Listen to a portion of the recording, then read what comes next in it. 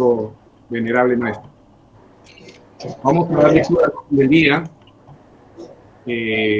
Ante todo, vamos a hacer un minuto de silencio por todas las víctimas de los queridos hermanos de COVID, que ha venido acosando en diferentes latitudes del mundo y en los países en los cuales nos encontramos. Así que vamos a hacer un minuto de silencio.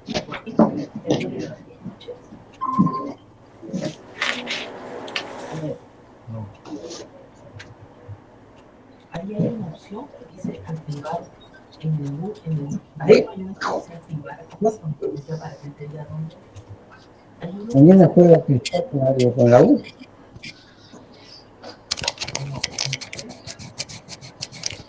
Respetables hermanos, a puertas del bicentenario y también y además a víspera de las elecciones en nuestro país, tengo el honor de presentar a una persona reconocida a nivel nacional e internacional. Hace unos minutos, telefónicamente conversábamos antes de empezar esta magnífica o magna conferencia, intercambiábamos algunas ideas y conceptos, compartíamos algunas anécdotas. Y vemos en nuestro conferencista a una persona que lucha por nuestro pueblo peruano, que día tras día ha tratado, sin lugar a dudas, de mejorar los sistemas patrios, nacionales y apoyar a nuestra ciudadanía. Nuestra logia, Víctor Raúl Haya de la Torre, de la cual soy su venerable maestro, y la Gran Logia Occidental de Perú, tienen el grato honor de presentar a un héroe del CENEPA, de presentar a un ex ministro de Defensa con mucha testosterona, que es lo que se necesita en nuestro país y que puede ayudar a mejorar y a cambiar el rumbo de un país venido a menos. Sin embargo, vamos a dejar tanto, y me gustaría, o nos gustaría, el próximo año, que el gran arquitecto del universo nos dé la oportunidad, como peruanos, de celebrar este acontecimiento magno, centenario, y quizás volver a repetir esa frase célebre de nuestro querido hermano masón José de San Martín: el Perú es libre e independiente por la voluntad general de los pueblos y por la justicia de su causa que Dios defiende. Emocionadamente él decía: viva la patria, viva la libertad y viva la independencia. Tiene el uso de la palabra general Roberto Quiabra. Lo que quería la doctora es un informe, porque esto hay que elevarlo a la gerencia general. Gracias. Mi respetuoso saludo a la logia Víctor Raúl Haya de la Torre, número 36, que me invita, y al venerable maestro. Claro.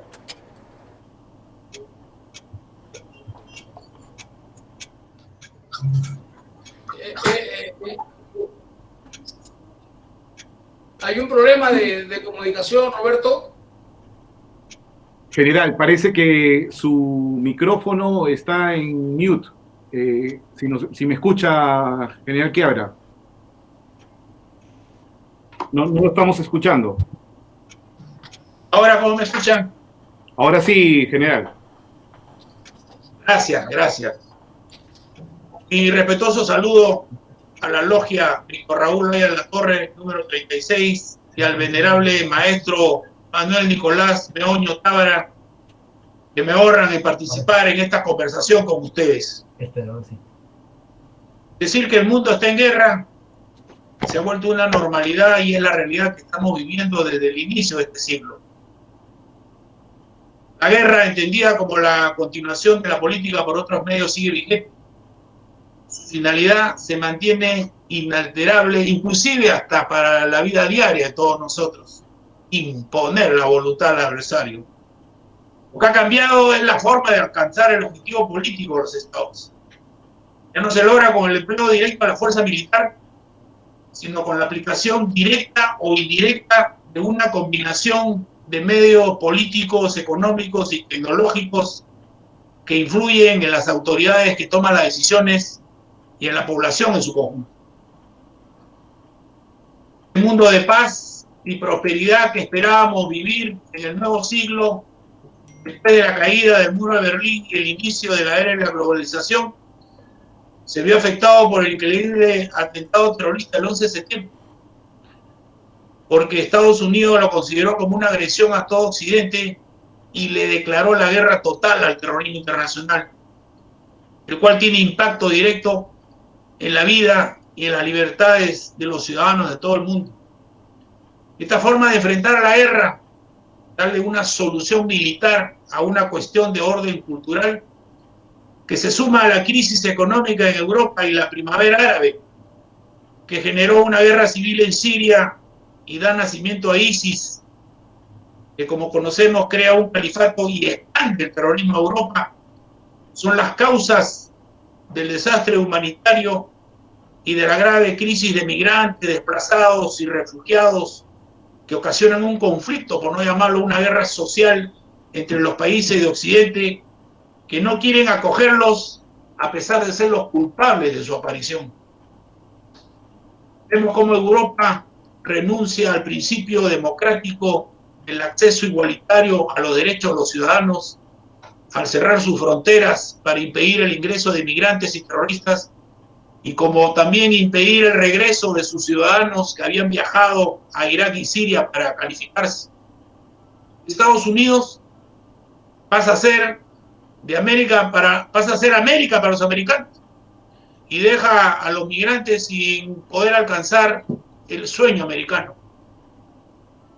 En este escenario complejo y cambiante del siglo XXI, tenemos una guerra por la hegemonía mundial, con una abierta guerra comercial entre Estados Unidos y China, y una pandemia a causa del COVID-19. En este escenario, la globalización como símbolo de integración y cooperación se ve cuestionada, porque cada país, apelando a su soberanía, cierra sus fronteras para no recibir ni migrantes ni terroristas y para combatir el COVID. No existe pues cooperación ni solidaridad que valga. Cada Estado se salva como puede y con lo que tiene. Este debe ser un factor a tener en cuenta en todo planeamiento estratégico que haga nuestro país. Por eso debemos valorar tener recursos naturales y estratégicos propios, porque son garantías de poder, de supervivencia, de gobernabilidad, y le dan a nuestro país la posibilidad de ser un Estado soberano. No disponer de bienes y servicios esenciales y no producirlos representa una situación de indefensión y vulnerabilidad que lo estamos sufriendo. El COVID nos está demostrando que la ciencia, la tecnología y la innovación es una necesidad a satisfacer, porque un país sin ciencia es un país débil y pobre. En cuanto a nuestra región, vivimos en una América invertebrada, porque en nombre de la unidad se han creado una serie de organizaciones con fines superpuestos y de origen circunstancial que obedecen más a intereses de los estados y al personalismo de los gobernantes de turno que a los intereses de la región. No se ha logrado alcanzar la unidad, a pesar que en la teoría era fácil de lograrla, porque priman los intereses de los estados y subsiste la desconfianza. Se presentan algunos avances en la integración política y económica de los estados, pero ninguno para enfrentar en conjunto los riesgos y amenazas que afectan a todos los países de la región. Más bien, ante problemas comunes se establecen prioridades diferentes. 3 ejemplos. Las migraciones desde Venezuela. Se formó el Grupo de Lima, pero solo para tratar la cuestión política, no la cuestión social. El narcotráfico es la típica amenaza transnacional que en función a la responsabilidad compartida debería ser enfrentada como una política regional integral. Y la pandemia donde cada uno de nuestros estados lo está enfrentando solo con sus recursos. El Perú, nuestro Perú, es un país rico que no puede salir del subdesarrollo y tiene a sus hijos viviendo en pobreza, porque no lo conocemos y no lo valoramos. Formamos parte de una gran nación por su historia y cultura y de un estado rico por su geografía y biodiversidad. El Perú tiene costa, sierra, selva y mar que le dan la condición de ser amazónico, andino, bioceánico, marítimo y además tiene presencia en la Antártida. Sobre esta base, el Estado debe diseñar y conducir sus políticas nacionales y sus relaciones internacionales. Pero comprobamos que nuestro país no tiene visión de futuro, carece de objetivos de largo plazo y se pierde en la coyuntura diaria por la carencia de un pensamiento estratégico y por la imposibilidad de alcanzar consensos básicos alrededor de puntos en común vinculados al desarrollo y la defensa. En víspera del bicentenario nos preguntamos ¿cuáles son los intereses nacionales, las políticas y estrategias y el poder y potencial nacional que se tiene para alcanzarlos? No se han definido ni conocemos los intereses nacionales. Sin una identificación plena con el interés nacional, el esfuerzo estatal carece de unidad y orientación. ¿Cuál es el propósito superior que orienta los esfuerzos y brinda continuidad y justificación a la acción política del Estado en los ámbitos internos y externos? ¿Cuál es la finalidad? ¿Cuál es ese Perú que hace 20 años estábamos diciendo que era el camino hacia el bicentenario? Han pasado 20 años y estamos en cero. Perú debe tener un ambiente internacional de paz y lograr la convivencia pacífica en todo el territorio nacional, y los peruanos deben vivir en una sociedad decente y justa, entendiéndose por decente que los peruanos no sean agredidos en su dignidad por las instituciones del Estado, y justa, donde todos tengan igualdad de posiciones para competir con igualdad de oportunidades. A fines del siglo pasado, recién cerramos nuestras fronteras terrestres. Con Ecuador, después del conflicto en el 95, y la firma del acuerdo global y definitivo en el año 98, y con Chile, después de 69 años, se firmó la ejecución de Lima en el 99. Y hace pocos años definimos los límites marítimos. Con Ecuador, con el intercambio de notas de contenido igual en el año 2011, y con Chile, con el fallo de la Corte de la Haya en el 2014. Entonces, ¿qué cosa nos debe preocupar? Debe preocupar la falta de políticas de desarrollo de fronteras, la minería ilegal y el narcotráfico en la frontera con Ecuador, el acuerdo de paz entre la FARC y el gobierno de Colombia por su impacto en el narcotráfico en nuestro país, la tala ilegal de madera y la minería ilegal en la frontera con Brasil y Bolivia, la aspiración marítima de Bolivia, el triángulo terrestre inventado por Chile y la migración ilegal que afecta a la seguridad ciudadana. Como vemos, se ha cambiado de enemigo. Ya no es el enemigo convencional que significa las Fuerzas Armadas de los Estados vecinos, sino ahora los enemigos son los irregulares que tienen relación con el crimen organizado. Nos preguntamos, ¿qué futuro queremos? Para visualizar el futuro es importante mirar atrás. ¿Qué cosa no hicimos? Y con la experiencia que estamos viviendo ahora, determinar qué debemos cambiar para tener un país más estable y con mejor futuro. El desastre nacional provocado por la violencia subversiva y la pérdida del Estado de Derecho obligaban a abordar las causas estructurales que lo originaron. Pero una vez que cesó la violencia subversiva, el interés no estuvo en consolidar la victoria estratégico-militar sobre las organizaciones subversivas, ni en realizar las reformas para reconstruir el sistema democrático. Todo se solucionó culpando a los militares y regresándolos a sus cuarteles, manteniendo la macroeconomía y viviendo de las rentas percibidas por las concesiones y los ventajosos precios que tenían las materias primas que se exportaban. No se realizó la reforma de las instituciones ni revalorizó la justicia. No se impulsó la presencia política y económica del Estado en las zonas más afectadas por la subversión. Y ese espacio, conocido como Brain, ha sido ocupado por el narcotráfico que no queremos ver.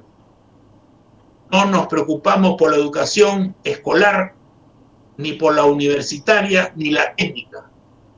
Y facilitamos que los urbanismos de fachada y los conversos busquen convertir la derrota militar en victoria política con la persecución judicial de las Fuerzas Armadas por ser las culpables de su frustración. Su brazo armado no llegó a tomar el poder por la fuerza en el Perú. Los protagonistas de la transición no intentaron lograr la unidad nacional que se requería para cerrar este capítulo de la historia. Y hoy, 20 años después, estamos pagando las consecuencias. Tenemos a los organismos de fachada de Sendero Luminoso que se aprovechan de las debilidades institucionales y la fragilidad de memoria para infiltrarse en los espacios de cultura y de educación, para captar nuevos adeptos entre los jóvenes, ganar espacio en la sociedad y desarrollar una ofensiva integral contra el Estado. Tenemos un Estado marcado por la corrupción e ineficiencia que siempre han estado presentes, pero no habían sido puestas a descubierto en forma abierta y pública, hasta que en el 2016 una corte de Nueva York denuncia que Odebrecht había pagado sobornos en el Perú y la pandemia delata que tenemos un Estado incompetente. El COVID-19 ha denudado nuestras carencias, nuestros problemas estructurales y la baja capacidad de gestión estatal para enfrentar una emergencia. Se requería de dirigentes competentes, organizaciones con capacidad de respuesta y el compromiso de los ciudadanos. Es decir, tres fuerzas que bajo la dirección del presidente de la República enfrentaran juntas la amenaza del COVID.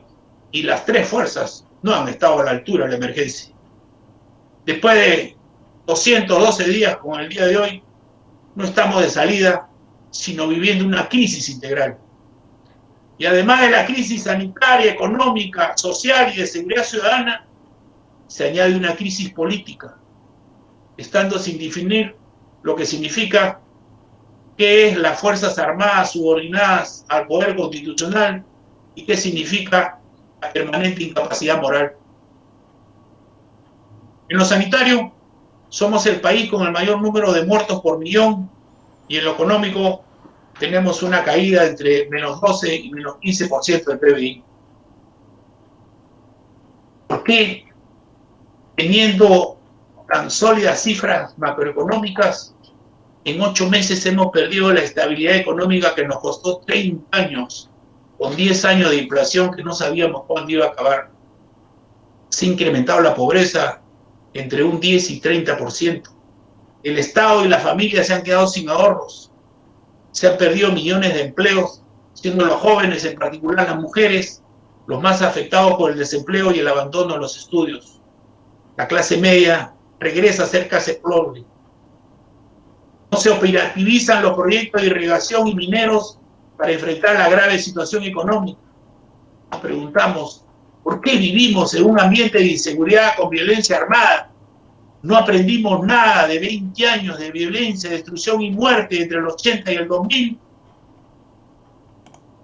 El Estado no tiene capacidad para entregar bonos ni repartir canastas. ¿Por qué el crecimiento económico no se trasladó a tener sistema de salud, de educación y seguridad de calidad en todo el territorio? La causa principal la encontramos en el Estado.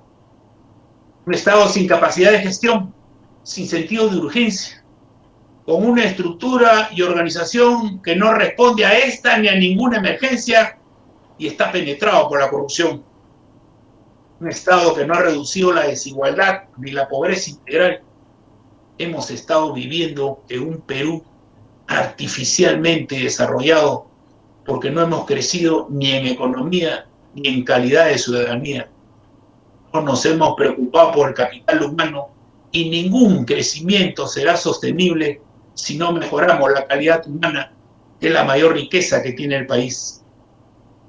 La otra causa, considero, es que todo lo evaluamos en función a los datos cuantitativos. Son relativos y cambiantes. Y no se tienen en cuenta los aspectos cualitativos que son permanentes. Es decir, solo se analizan los efectos y no las causas y los efectos. 3 ejemplos de hoy. Seguridad ciudadana. La cuarentena trajo una reducción en los niveles habituales de delincuencia. Se ven los efectos de lo cuantitativo. Pero a medida que se fueron reactivando las actividades económicas, los índices de delincuencia empezaron a subir rápidamente. Claro, porque no se combaten las causas, lo cualitativo. En cuanto a la educación, solo se habla de cobertura, pero no del acceso, de la conectividad, de las herramientas que necesitan hoy los hogares. Y vemos desigualdad por regiones y hogares. En cuanto a los fallecidos por el COVID, solo medimos que son más hombres que mujeres, más adultos que jóvenes, y no los fallecidos por las diferencias en el nivel socioeconómico. No evaluar en forma integral nos ha llevado a creer que teníamos un crecimiento de desarrollo sostenido y ahora comprobamos que no era real. Evaluamos la pobreza solo en función a la pobreza monetaria, pero no evaluamos la pobreza moral ni la afectiva. Se señala como un logro que más peruanos ganan y viven con $1 o más al día. Pero un peruano que gana más de $1 al día y no tiene educación, sufre de anemia y carece de afecto, seguirá siendo pobre. Todos deben tener una profesión o un oficio para que tengan la posibilidad de valerse por sí mismos con el esfuerzo de su trabajo, no de una limosna. En cuanto a la pobreza moral, no podemos tener a nuestros infantes con anemia ni con desnutrición crónica. Podemos tener más de 1 millón de peruanos iletrados. Ahora no solo deben saber leer y escribir, sino también no deben ser analfabetos digitales. Y aquí surge, a los que hemos abandonado, a los abuelos, debe haber un programa para que les enseñe a pagar el agua, la luz de un aplicativo, si no se van a morir en la soledad, como está sucediendo en Europa y aquí también, y no lo vemos. El narcotráfico, que lo estamos dejando crecer, mata en vida. Como dijo el Papa, es una espina clavada en el corazón de la familia. Tenemos más adictos y hay menor edad de inicio en la adicción. Son vulnerables a la trata de personas. Hay una tragedia moral que se ha vuelto rutina. Durante la cuarentena han desaparecido 1.200 mujeres. Cuando en nuestro país los hombres mataban a las mujeres por celos. Tenemos corrupción con impunidad, que es lo que no se puede permitir. En cuanto a la pobreza afectiva, se debe recuperar el valor de la familia. ¿Desde cuándo la familia se ha convertido en enemiga de la sociedad? Hay que enfrentar a los que buscan romper los vínculos de filiación, de paternidad entre los padres y los hijos, financiar la maternidad, alimentar el cuerpo y el alma de los niños. Porque el niño que ama a sus padres, respeta a sus profesores y quiere a su bandera, difícil que de grande sea un delincuente o un corrupto. También existe pobreza a causa de la desigualdad territorial, por falta de integración física, virtual, social y cultural, y pobreza por el abandono del Estado, que tiene una presencia diferenciada en el territorio y una ausencia permanente en la zona de frontera. Por esto, siglo XXI, solo está integrado al resto del territorio por vía aérea. Quebrae está en el centro, pero es un territorio desconectado del país y dominado por el narcotráfico. Tenemos zonas de frontera excluidas por factores geográficos, sin comunicación, sin integración física en la capital de su región y al resto del país. La pandemia nos ha descubierto que no hay integración virtual, falta conectividad digital a nivel nacional.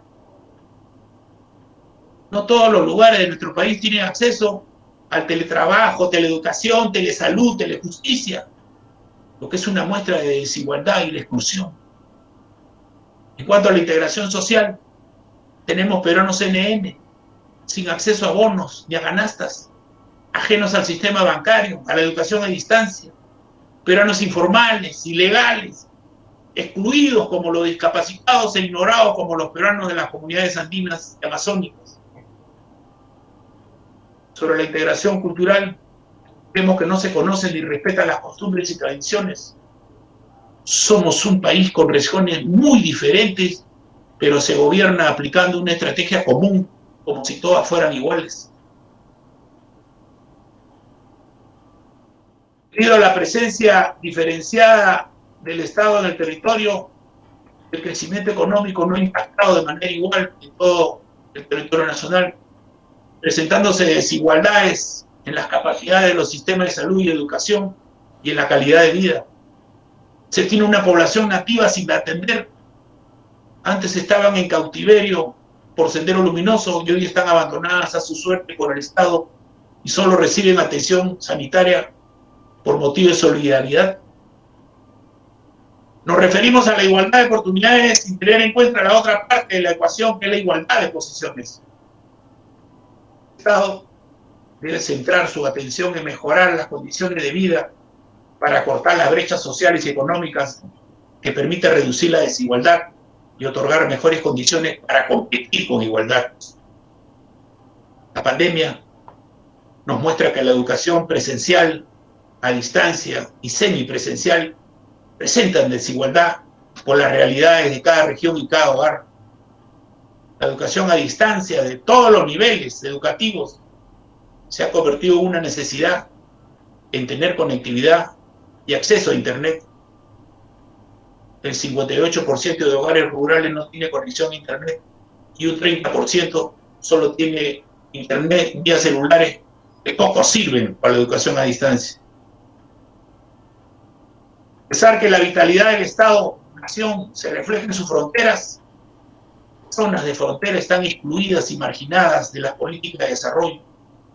El Estado no cumple con sus funciones primarias, colocando a las poblaciones fronterizas en una posición de debilidad ante la capacidad del crimen organizado, que impone su modelo económico, somete a las autoridades locales y obliga a que los jóvenes, sin oportunidades ni futuro, tengan como única alternativa involucrarse en actividades ilícitas como el contrabando, narcotráfico, minería ilegal, la trata de personas.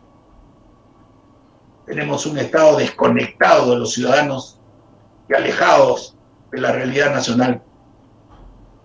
La descentralización ya va a cumplir 20 años, representaba la oportunidad de inclusión, de ejecución descentralizada del presupuesto, de acercamiento del Estado con los ciudadanos, mediante la articulación entre los tres niveles de gobierno. Podía demostrarse que Lima no es el Perú. En esta pandemia, los gobernadores que también han dado el examen han presentado serios problemas de gestión, pero no por falta de recursos, sino por incompetencia para emplear el presupuesto y por corrupción. Un factor que afecta a nuestro desarrollo está en los permanentes conflictos socioambientales que no sabemos solucionar. Conflictos por esa guerra que existe, que se han creado entre la minería y la agricultura, y porque no se desarrolla un proceso para construir confianza y eliminar la estrategia de la imposición para obtener no la licencia de construcción, sino la licencia social, es decir, que las comunidades acepten la minería, tengan confianza que se trata de una minería responsable, que no contamina y cumple lo acordado, y no una minería contaminante que no asume su responsabilidad aprovechando la ausencia o indiferencia del Estado. Estos conflictos socioambientales tienen relación con la brecha social. Si no la entendemos o no decidimos todavía quién la debe cerrar, si la empresa o el gobierno. En el Perú no se habla de ciudad-puerto, ciudad minera, ciudad petrolera. La ciudad debe crecer al igual que crece la mina y el puerto. nuestro país tiene riesgos latentes. Por la ubicación de Perú en el cinturón de fuego del Pacífico, estamos afectados nosotros de sufrir algún terremoto, maremoto. Tenemos el fenómeno del Niño, que ya se presenta ya no cada 4 o 5 años, sino en cualquier momento y con diferente intensidad. Somos el tercer país más afectado por el cambio climático. Ante riesgos latentes que no van a cambiar, que van a mantenerse a lo largo de toda la historia de nuestro país, que necesita prevención permanente. Se debe estimular la conciencia de prevención en la población y fomentar la cultura de planeamiento en todas las instituciones. En cuanto a las amenazas contra la seguridad nacional, sufrimos por la minería ilegal y el narcotráfico, ambas relacionadas con el crimen organizado, en especial con la trata de personas, que atentan no solamente contra la vida, sino sobre todo contra la dignidad de nuestras mujeres, nuestros niños, porque no hacen distingo de edad, de clase social ni de sexo. Sufrimos de una inseguridad ciudadana por la violencia, delincuencia armada, que es consecuencia de la crisis de valores de la sociedad. Se ha perdido el valor de la vida. Se debe recuperar la autoridad, el respeto y la confianza de la ciudadanía. Preocupa la edad y la facilidad de ser captado por el crimen organizado. A los niños no los secuestran, los acogen ante la falta de afecto y abandono. Tenemos jóvenes sin oportunidades, resentidos, frustrados y discriminados, que tienen necesidad de afecto y de ser reconocidos. Por eso son ganados fácilmente por la delincuencia. ¿Han visto ustedes cuando ellos mismos se graban y difunden sus conquistas, el dinero y las armas? Estamos viendo pues nuestro Perú. La pregunta es, ¿este es el Perú que queremos? ¿Qué debemos cambiar? A diferencia de la transición anterior, que no se hizo, las lecciones y experiencias de esta pandemia obliga a tener unidad para solucionar las deficiencias y dejar de ser un estado latente de vulnerabilidad. Estamos a inicios del bicentenario y debemos empezar de cero. Empecemos por lograr la unidad. Nuevamente los peruanos nos encontramos en un escenario difícil que debemos superar todos juntos. En estos 6 meses, ¿qué hemos aprendido? A valorarnos, a valernos por nosotros mismos, a usar herramientas digitales que desconocíamos. ¿Qué valoramos? La salud, la familia, el trabajo, los amigos.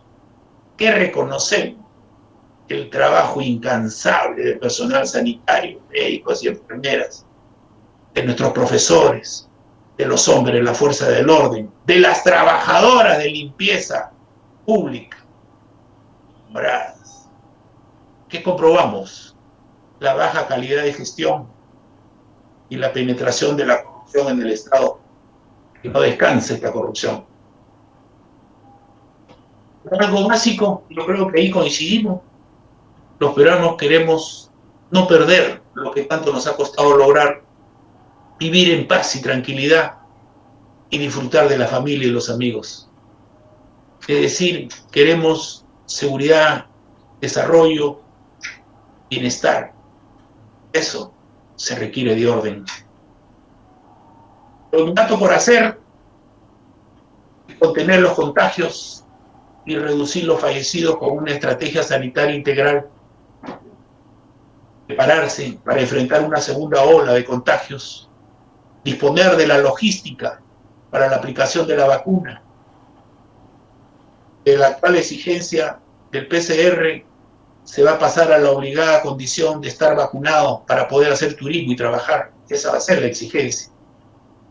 Recuperar el tiempo que hemos estado detenidos, activando nuestras 4 fortalezas, la agricultura, la minería, la pesca y el turismo, que no depende tanto de nosotros, sino de los turistas de afuera.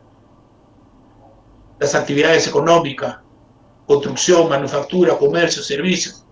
Podríamos empezar como sucedió después de la Segunda Guerra Mundial, con la construcción masiva, que da empleo masivo a todo, porque va a ser bien difícil que se recuperen algunos empleos.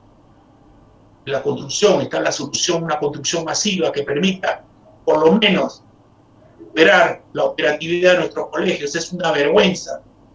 Hemos estado todo este año sin educación presencial y teniendo 7 de cada colegios públicos necesidades de reparación que dan pena y vergüenza. Este año no hemos hecho nada y se habla de reiniciar las clases presenciales el próximo año. Yo pregunto, ¿cómo puede reiniciarse en las clases si la mayoría de esos colegios no tiene servicios higiénicos? ¿Cómo le van a decir al niño que cumpla con el protocolo sanitario que se lave las manos? ¿Qué hemos hecho en el Ministerio de Educación durante este tiempo? A nadie se le ocurrió que había que impulsar la construcción, de tal manera que se lograban 2 cosas: se daba trabajo y se mejoraba la calidad de los colegios. Tan difícil, me parece a mí, que lo que sucede es que el negocio está en construir colegios y no es negocio reparar o mantener los colegios.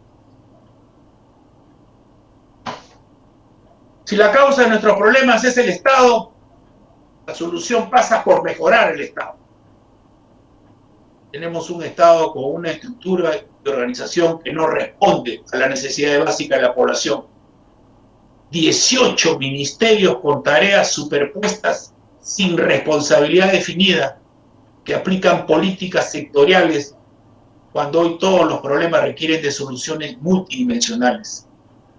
Se requiere tener un Estado mejor organizado, más eficiente, con personal calificado necesario y estable, con política institucional que garantice continuidad y cultura de planeamiento. La reducción de la burocracia aumenta la eficacia y hace que disminuya la corrupción. Debemos repensar la descentralización. Nos preguntamos, ¿se debe mantener igual? ¿Solo con alcaldes? ¿Emplear equipos itinerantes de capacitación formados por Ministerio de Economía, Contraloría General y TESI para capacitar personal que sea permanente en las plantas orgánicas de las regiones y alcaldías? ¿Debe haber descentralización administrativa, pero centralización de la educación y la salud? Yo creo que son respuestas al examen que han dado los gobiernos regionales. ¿Para qué descentralizamos el país, regionalizamos el país, si seguimos nosotros poniéndonos de perfil y que llegue todo al gobierno central, donde regiones hayan pedido de que el gobierno central tome mando directo de los servicios de salud de su región? Tenemos que erradicar la corrupción, pero sobre todo la impunidad. Hay que desbaratar el mecanismo. Incentivar la ciencia, tecnología e invención en las universidades. Brindar salud y educación distrital. ¿Por qué hay mayor cantidad de contagiados y fallecidos en las personas de bajo nivel socioeconómico? ¿Por qué hay diferencias en el tipo de salud, en donde vive? ¿Por qué esa gente usa transporte público, no privado, compran en mercados populosos, tienen trabajos más precarios, viven con mayor hacinamiento, una cuarentena en unas casitas, en unos departamentos pequeños?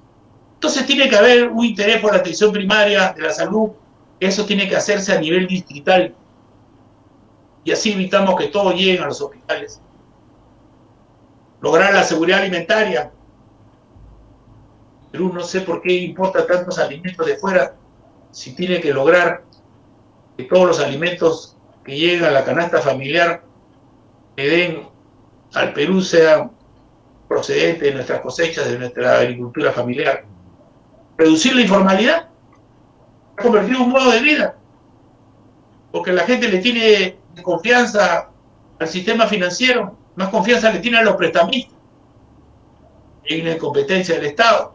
El Estado es el que se tiene que desburocratizar y dejar de tanto formalismo y darle facilidades para que todo el mundo se formalice y no tengamos tantos jóvenes hoy, viejos mañana, sin acceso a la salud y sin pensión. Aplicar una estrategia integral para combatir la inseguridad ciudadana. Todo lo hemos reducido a policías, jueces y fiscales y no vemos la prevención, donde hay 3 actores, la familia, la escuela y la comunidad, y nos hemos olvidado del tercer elemento, que es la recuperación de esa gente, la resocialización.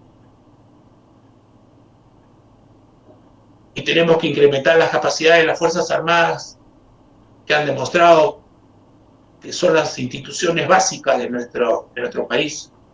Hoy son el soporte logístico más importante y por la geografía necesitan más aviones de transporte, más helicópteros de transporte, porque ya la vimos actuando en el fenómeno del niño costero y en todos los fenómenos del niño de hace muchos años, y hoy día en esta emergencia.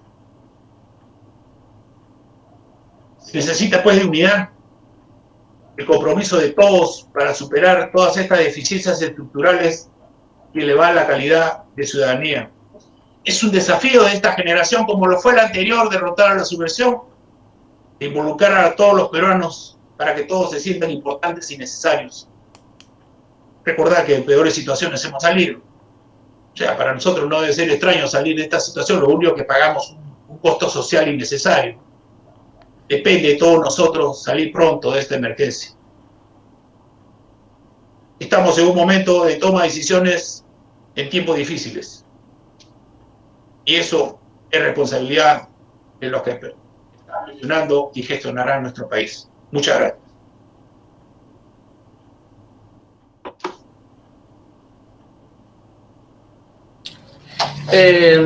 Roberto, excelente exposición. Pero quiero hacer, por errores de comunicación, no hemos podido empezar con el protocolo que exige este tipo de conferencias que son al más alto nivel, como tú lo acabas de demostrar. Sin embargo, quiero hacer, antes de continuar, una primera pregunta pidiéndole excusas al embajador que me pidió uso de la palabra, luego al vicealmirante maestro, luego a mi gran secretario que está en Guatemala y a mi cónsul general en Estados Unidos. Una primera pregunta para continuar con el protocolo. Por ejemplo, si tú mañana fueras presidente de la República, solo dime una de todas las cosas que has hablado, y no es con el ánimo de enfrentar a nadie. Una. Mañana. Tú mañana eres presidente. ¿Qué es lo primero que tú harías? De 18 ministerios lo paso a 13 ministerios. Por la experiencia que tenemos nosotros, yo le pregunto, ¿el Ministerio de Salud tiene capacidad de construcción? ¿El Ministerio de Educación tiene capacidad de construcción? ¿Por qué no hemos tenido nosotros una data que permita otorgar un bono y que ante la falencia de esa entrega, ese bono se tuvo que levantar la cuarentena antes de tiempo? Porque 18 ministerios, como dije, con funciones superpuestas y responsabilidad definida, tarea de todo, responsabilidad de nadie. Considero que tiene que haber un ministerio de infraestructura, comunicaciones, transporte y construcción. Comunicaciones que se encargue de la digitalización nacional que necesitamos, transporte que se encargue de todo lo que es carreteras, puentes, y construcción que se encargue de construir viviendas, colegios y hospitales. Un solo ministerio, con sus viceministros, todo de calidad, ya sabes dónde acudir. Tienes tú un ministerio de producción que involucre pesca, agricultura y manufactura.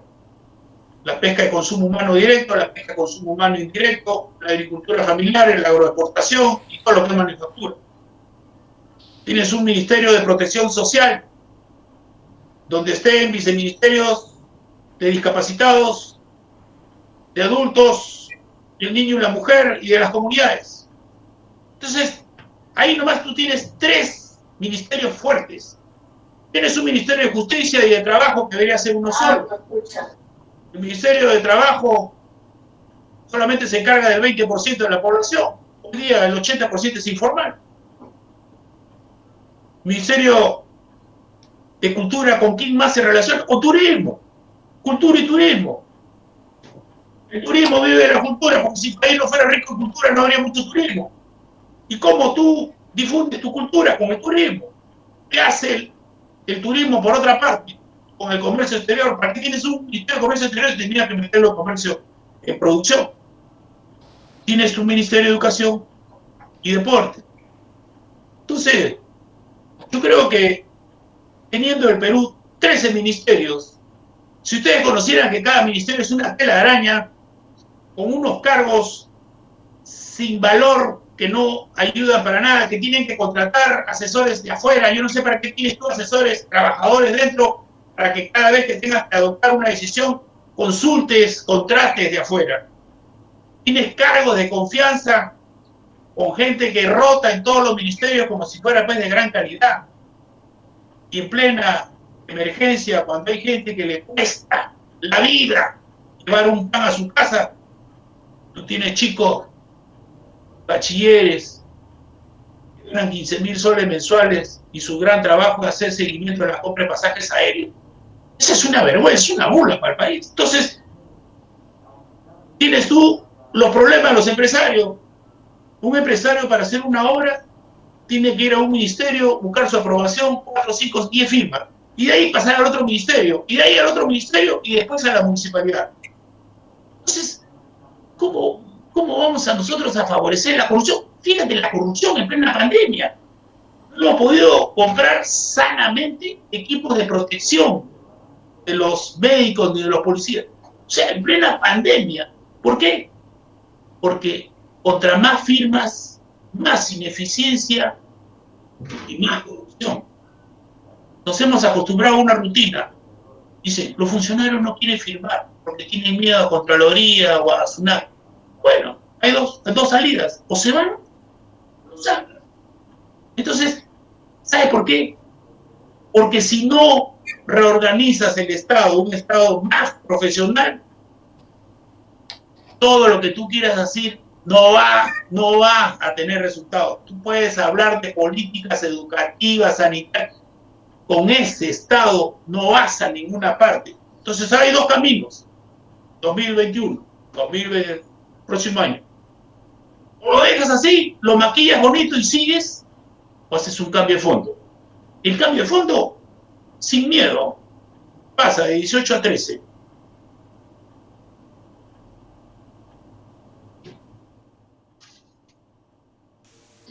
Claro, general, te hago una pregunta. Lo que pasa, pues, que ahora estamos enfrentando, como tú dijiste hace un rato, fenómenos, bueno, a esto le llamamos sobrenatural, el fenómeno Vizcarra, que no puedo hablar de él porque no estamos, no está presente, pero en algún debate presencial podríamos conversar largamente, seguramente, con quien es nuestro presidente, sobre todas las falencias y sobre todas este conjunto de errores que está cometiendo actualmente en nuestro país, y sobre todo porque tiene pues redirigido pues a muchos estamentos del Estado. Sin embargo, quiero conceder el uso de la palabra, luego continuaré. Aquí está presente en este momento el ex secretario de Palacio de Gobierno del presidente Alan García, ex secretario, estoy hablando de Ricardo Neira, hombre libre de buenas costumbres, quien va a intervenir dentro de unos minutos. Pero el embajador José Luis Pérez Sánchez Cerro me ha pedido uso de la palabra. Espero que no haya errores de comunicación. Queda José Luis, señor embajador, concedido uso de la palabra.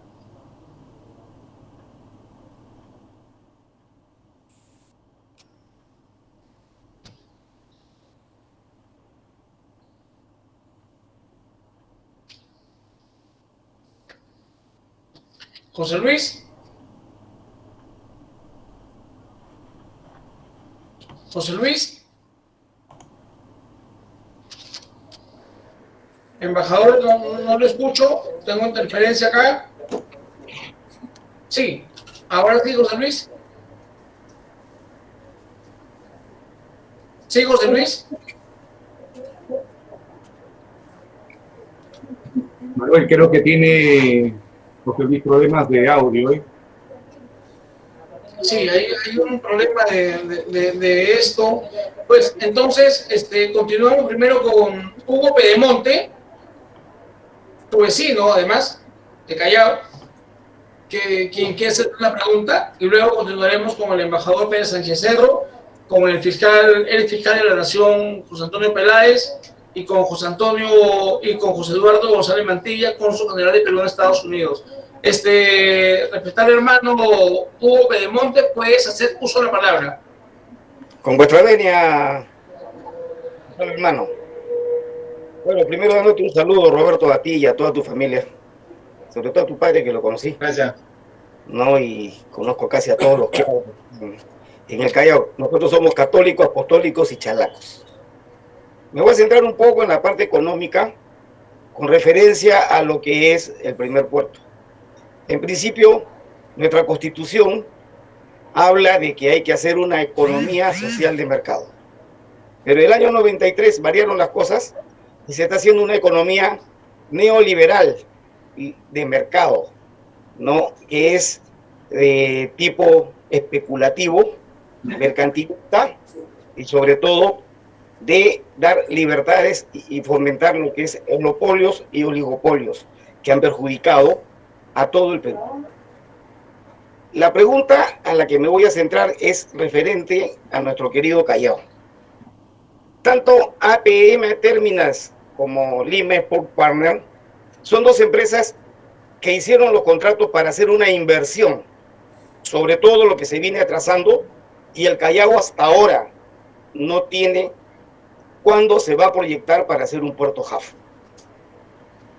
APM Terminals tiene los problemas de expansión, pero no ha hecho la inversión que se comprometió para que el Callao tenga las comodidades. Y tenemos muchos problemas con referencia a ser si somos una ciudad-puerto o un puerto-ciudad.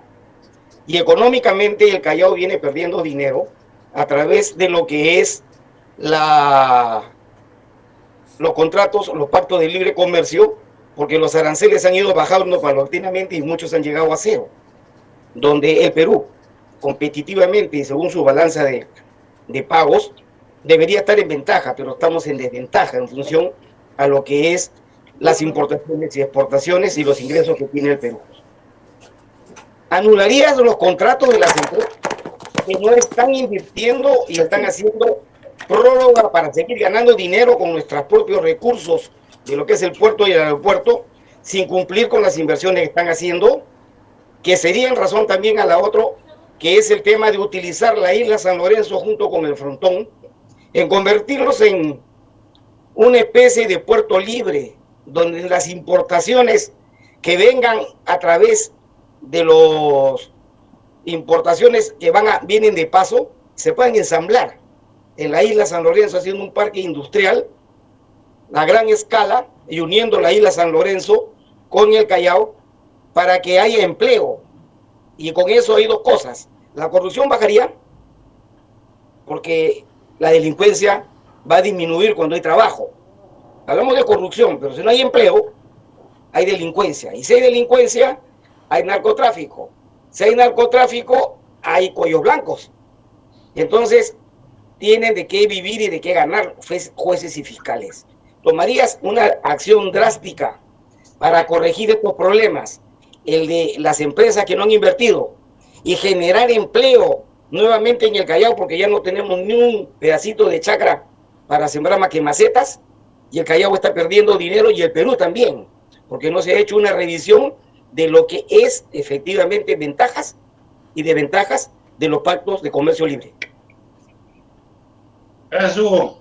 Un saludo para ti y toda la familia también. Pedemonte es un apellido famoso en el Callao, por bueno, por lo bueno. El problema inicial es los contratos que hace el Perú. Fíjense, el buen Evo Morales, que puede tener muchos detractores, pero cuando ingresó al gobierno, que ha sido el presidente que le ha dado mayor estabilidad a Bolivia, hizo un cambio, ¿no? Le dijo a todas las empresas: ustedes se llevan el 70% y dejan el 20%. A partir de ahora vamos a hacer al revés. Ustedes se llevan el 20% y dejan el 70%. El que quiere se queda, el que quiere se va. Inclusive que tuvo un problema ahí con Lula, pero después Lula se dio cuenta de que Evo tenía razón. El problema en el Perú es que los contratos los hacemos muy mal. Y los hacemos muy mal porque ahí está la corrupción. Porque si tú haces un buen contrato que beneficia, en este caso al Callao, yo estuve peleando yo soy muy cercano a los de NAPU. La única condición que les puse yo a ellos para apoyarlos era de que no deberían hacer huelga, porque el hacer huelga es darle la oportunidad a todos de decir de que ellos son los culpables de todo, y ahí vemos que no los capacitan. Y nosotros estuvimos con ENAPU viendo el tema de Paita. Paita fue un robo en plena democracia. Y creo que la misma empresa de Paita es la que está metida en chichero. Lo que tú dices, mire que no invierte y que se aprovecha de la infraestructura existente y encima el Estado lo avala si es que no logra los ingresos al año. Y eso sucedió en Paita y en el Callao. Entonces, si tú haces mal un contrato, el contrato beneficia a la empresa. Si tú te pones en el plan de contravenir el contrato, pierdes, porque hoy día te llevan un juicio internacional y lo pierdes y encima tienes que pagarle millonadas. Lo que tienes que hacer es ver qué comprende el contrato y qué cosas puedes aplicar en el contrato, qué cosa incumplió en el contrato, y eso esa es la exigencia que puedes hacer. Yo del puerto del Callao, lo que veo es, por ejemplo, fíjense para que vean cómo se firma un contrato, es lesivo para nosotros. La violencia ciudadana del Callao se debe a dos grandes causas: la extorsión a las empresas constructoras y esta guerra que existe por preñar los containers con droga. Y resulta de que hay un espacio dentro del puerto que esta empresa privatizadora no deja ingresar. O sea, no ingresa la policía, no ingresan los fiscales. Tierra de nadie. Tierra de nadie. Un país como el nuestro, que tiene el mayor índice de exportación de cocaína, significa que hay una debilidad del Estado. Estamos volviendo a la época de Velasco, Rey Peña, que no se podía entrar por ahí, ningún piurano podía aparecer por ahí. Entonces, esa es la forma en que hacemos los convenios, los contratos. Los responsables son ellos. ¿Cómo puedes tú tener un contrato siglo XXI cuando tienes una amenaza como el narcotráfico, donde no pueda tu policía y tus fiscales ingresar a una zona? Así hemos hecho los contratos.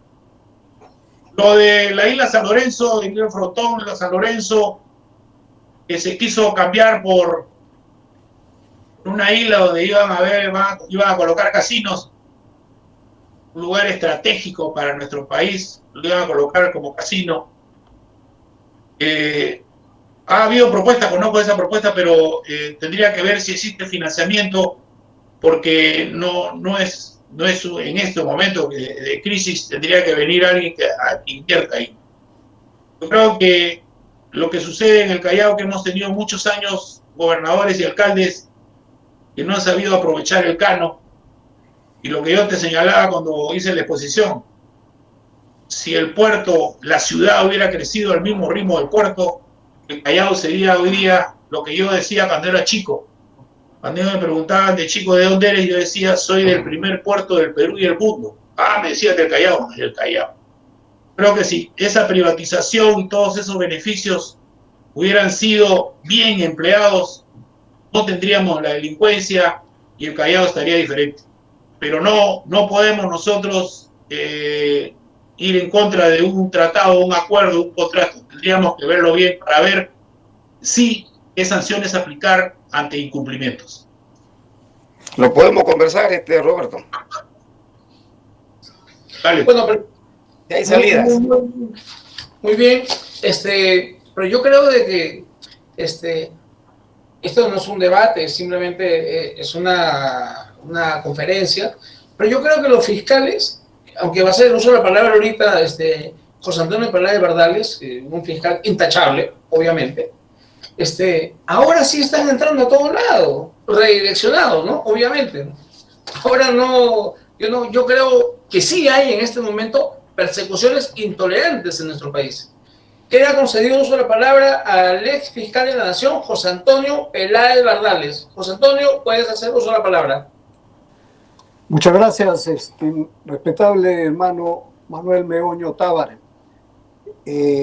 Felicitaciones por la organización de este certamen tan importante y también felicitar al general Roberto Quiabra por la exposición que nos acaba de hacer respecto de los fenómenos, el enfoque geopolítico integral de los fenómenos que están viviendo muchos países del mundo, es decir, todos los países del mundo, no solamente los países desarrollados, sino también los subdesarrollados como nosotros. La pandemia nos está desnudando las deficiencias que tenemos en sanidad, en educación, en comunicación, en seguridad, como él muy bien lo ha remarcado, y realmente esto nos preocupa porque en lugar de avanzar hemos retrocedido, yo creo que unos 20 o 25 años para atrás. Entonces la situación de nuestros pueblos, sobre todo de los países como el nuestro, es muy seria, muy complicada, y estamos todavía a puertas de un proceso electoral que realmente no sabemos a dónde nos va a conducir. Entonces queremos que mentes claras, mentes lúcidas como la del general, ojalá pudieran tomar las riendas de este país, de este gobierno, para poder llevarnos a un buen puerto. En esa dirección yo quería hacer una pregunta al general respecto del tema del BRAE.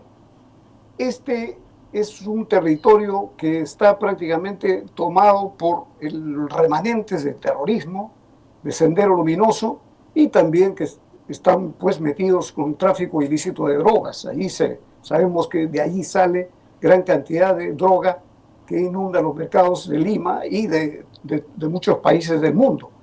Entonces, sabemos también que las Fuerzas Armadas, las 3 Fuerzas Armadas más la Policía Nacional, están en esa zona, pero un poco que nos damos cuenta que están en cierto modo administrando ese gran problema que es el terrorismo y el narcotráfico, y no concluimos, es decir, no acabamos con ese gran problema.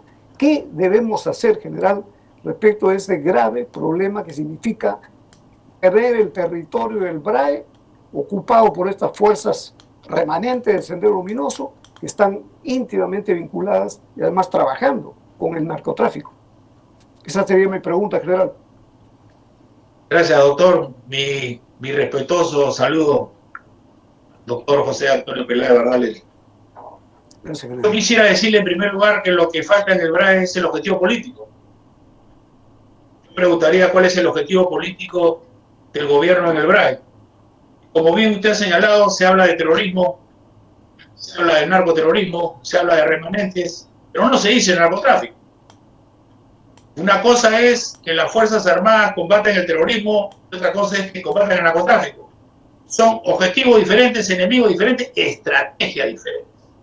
Entonces vemos nosotros, yo preguntaría cuál ha sido el último acto terrorista, hecho terrorista que ha habido en el Perú para hablar de terrorismo. No hay. En el BRAE no hay. Invocan una patrulla policial, hostigan una base militar. Eso no es terrorismo, porque el terrorismo no se le hace a los militares, sino a las autoridades y a los ciudadanos, a los civiles. Una emboscada a una patrulla policial es una emboscada. Un hostigamiento es un hostigamiento. Y resulta que las emboscadas y los hostigamientos son en la ruta de la droga, donde se controla la droga. Entonces tenemos nosotros, mi concepto, un desgaste innecesario del personal que no estamos enfrentando el narcotráfico. Hace 2 años de vida no da información de la cantidad de hectáreas de coca ni de la cantidad de producción de cocaína. Y ya la Casa Blanca y después desde Europa nos han dicho que la cantidad de hectáreas han crecido notablemente, al igual que la producción. En Colombia habían reducido a su mínima expresión, pero cuando comenzó el diálogo con la FARC, uno de los acuerdos fue dejar de hacer operaciones militares. Y uno de los temas del acuerdo de paz era solucionar el tema del narcotráfico. Entonces iban a indemnizar a todos aquellos colombianos que tuvieran sembríos de coca. Colombia se ha visto de 35, que lo había reducido 35.000, tiene ahora más de 200.000 hectáreas de coca. Los disidentes de la FARC están trabajando con los cárteles colombianos. Y en el Perú ya nos han dicho que además de los cárteles colombianos y mexicanos, están los cárteles de Europa del Este. ¿Y qué hacemos en el BRAE? Entonces, ¿cuál es la solución? La solución es el objetivo político del narcotráfico. Hace más de 5 años le dieron la responsabilidad a SUNAT que controle los insumos químicos. Yo pregunto, en todos estos 10, 15 años que yo vengo haciendo el seguimiento, ¿qué comisión de defensa del Congreso de la República ha citado al jefe o a la jefa de SUNAT y le ha dicho cómo está usted controlando los insumos químicos? Porque, sin exagerar, el 90% de los insumos químicos orientados a la producción de cocaína vienen de fuera. Entonces, nadie le ha preguntado. Tampoco se controla los lavados de activos. El año pasado, en el Congreso anterior, se descubrió que habían más de 195 cooperativas de ahorro y crédito, de las cuales la gran mayoría trabajaba en el BRAE para cuidar los ahorros de quién, de los agricultores. Entonces, la estrategia es integral. La solución no pasa por enviar a los soldados. En una época los enviaron a las alturas de Yucatán, yo no sé para qué, es como colocar a los policías en los techos de un edificio para ver la delincuencia abajo. Yo pregunto, si se controlaran los insumos químicos, si los insumos químicos no ingresaran al BRAE, no hubiera producción de cocaína. El ingreso al BRAE solamente hay 2 accesos para que entren con camiones, así porque los insumos no entran en bolsita. Usted coloca 2 puestos de control de insumos químicos en esos lugares y reduce usted el ingreso de los insumos químicos. Sin insumos químicos no hay droga. Y sin exportación de la droga no hay negocio. Usted tiene los 2 objetivos. Reduzca pues usted la producción y reduzca la exportación. La exportación está saliendo por Paita. La exportación sale por el Callao. Olvidémonos, los burriers sacan pues 10 gramos, 100 gramos. Un container saca ¿cuánto? Entonces, Estados Unidos, desde que yo era ministro, porque el embajador nos dijo, no fue reduciendo progresivamente el apoyo a la lucha contra el narcotráfico, porque el embajador nos dijo que la cocaína del Perú no va a Estados Unidos y que ellos iban a ocupar mejor de la amapola ahí en Afganistán. Y nos vienen reduciendo. Yo pregunto, ¿por qué no le pedimos que no nos den plata? A México le dieron los escáneres de más alta tecnología para colocarlos en los puertos. A nosotros tuvimos ese incidente con la avioneta en el año 2000. El espacio aéreo no está controlado. Tenemos el espacio aéreo libre. Porque Estados Unidos no quiere apoyar. Ya pagamos la indemnización, se sancionó, se hizo todo lo que nos pidieron. Y el espacio aéreo sigue libre. El Congreso dio una ley para derribar avionetas que no procede. Yo lo voy a contar con mi experiencia. Cuando yo era ministro, el ministro de Defensa de Brasil, un embajador del ministro de Defensa casado con una peruana, conversábamos porque tuvimos mucho afecto. Y me decía, mira, me estoy yendo a Estados Unidos por 3ª vez y esta es la última vez que voy porque no me quieren autorizar el derribamiento de las avionetas. Yo lo hago porque con Estados Unidos hay que estar bien. Pero como no me aprueben, nosotros vamos a ordenar que derriben. ¿Y el Perú? A ver, ¿qué cosa hizo Estados Unidos? Estados Unidos te dice, no. ¿Y qué hace Estados Unidos? No te vende repuestos para los aviones. No te hace mantenimiento. O sea, la imposición de la voluntad. La imposición de la voluntad con la parte económica. No te vendo los repuestos, ¿con qué aviones vas a volar? ¿Cómo vas a volar? Entonces, el narcotráfico hay que combatirlo de forma diferente a lo que lo estamos combatiendo.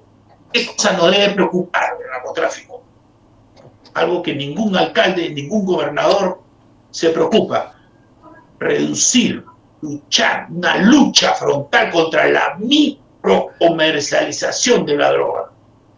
Está incrementando el consumo y está disminuyendo la edad de inicio. La droga la venden en los colegios, en los lugares de diversión. Eso no debe preocupar. Eso no debe preocupar, que la droga llegue a nuestros chicos. ¿Por qué la violencia ciudadana es así, donde se ha perdido la vida? Porque antes los delincuentes asaltaban un par de tragos para darse valor. Hoy día lo hacen bajo los efectos de la droga, y bajo los efectos de la droga no distinguen entre el bien y el mal. Por eso que son capaces de meterte un balazo con un celular. Y esa gente no la puede meter presa, esa gente tiene que llevarla a un centro de recuperación de adictos. Entonces, no estamos luchando. Fíjense, este gobierno dijo, en el 2021 vamos a entregar pacificador grave. Yo, congresista, hubiera dicho, a ver, dígame los indicadores. ¿Cuáles son los indicadores por los cuales usted me va a decir está pacificador grave? Por esto, por esto. Y de vida, cuando yo era ministro de vida eran 10, ahora son 1000, que ganan como buenos y no hacen nada. Entonces, si la Comisión de Defensa del Congreso, cuyos congresistas se quedan los 5 años, no tiene interés en fiscalizar, o no sabe, o no quiere, o realmente son cómplices. Entonces, doctor, el objetivo político tiene que ser claro para que las Fuerzas Armadas tengan claro qué hacer. Porque, ¿qué sucede? Si usted le dice que son terroristas, salen a patrullar. Y cada vez que patrullan los emboscan. Y es una muerte innecesaria. Los objetivos que están obteniendo son objetivos de nivel táctico, sin trascendencia estratégica. Pero si usted le dice que es el narcotráfico, usted tiene que meter SUNAT, superintendencia de bancos y seguros, tiene que poner más policía antidroga. Y eso es lo que está faltando, doctor. Está faltando el objetivo político en el grano. Gracias. Claro, sin embargo, esta pregunta de José Antonio Peláez, interesante. Pues yo digo, los policías tienen que dar seguridad a la ciudadanía. El ejército es otra cosa. El ejército está preparado para defender nuestra soberanía,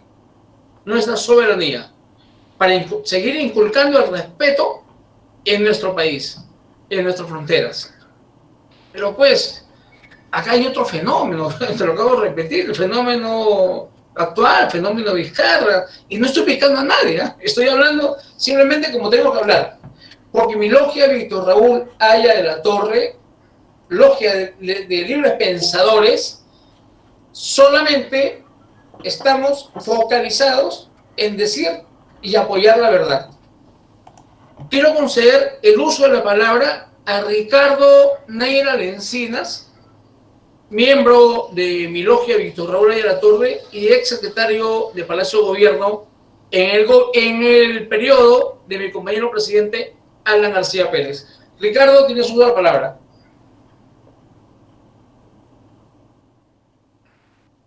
No te escucho, Ricardo.